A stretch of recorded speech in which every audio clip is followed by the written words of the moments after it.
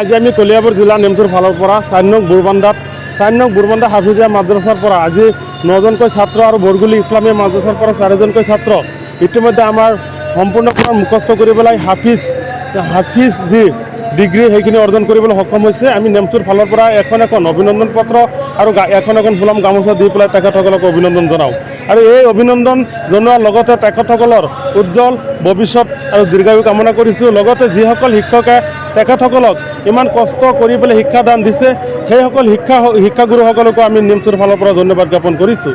লগতে অনাগত দিনত আমি জেনেৰেল শিক্ষাৰ লগতে যি আমাৰ ধৰ্মীয় ইছলামিক শিক্ষা তেখেতসকলক গ্ৰহণ কৰিছে।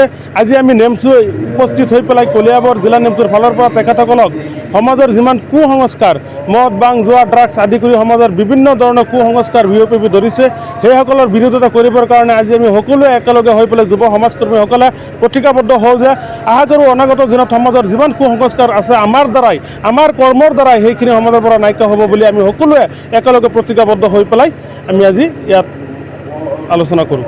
4 নং বুৰবান্দা হাফিজিয়া মাদ্ৰাছাত 9জন ছাত্ৰ একেলগে হাফিজ হৈছে। তেওঁলোকক আমি নেমচুৰ তৰফৰ পৰা আন্তৰিক অভিনন্দন জনাইছোঁ আৰু তেওঁলোকক আনুষ্ঠানিকভাৱে আজি আমি এখন অভিনন্দন পত্ৰ আৰু ফুলাম গামোচাৰ দ্বাৰা অভিনন্দন জনাইছোঁ। তেখেতসকলৰ সফলতাত আজি আমি নথৈ আনন্দিত।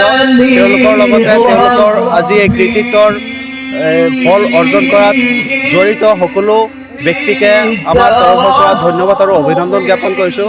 বিশেষকৈ শিক্ষকবৃন্দ, মাক দেউতাক আৰু তেওঁলোকৰ খোৱা যি ব্যৱস্থা কৰি দিয়া ব্যক্তিসকলক আজি আমি কলিয়াবৰ জিলা নেমচুৰ তৰফৰ পৰা আন্তৰিক অভিনন্দন জনাইছোঁ আৰু ভৱিষ্যতে তেওঁলোকৰ উজ্জ্বল ভৱিষ্যত কামনা কৰিছোঁ, যাতে তেওঁলোকে ধৰ্মীয় শিক্ষাৰ লগতে সাধাৰণ জেনেৰেল শিক্ষাৰ জৰিয়তে আমাৰ সমাজৰ কুসংস্কাৰ আৰু ধৰ্মীয় ৰীতি নীতিৰ মাজেৰে আমাৰ সমাজখন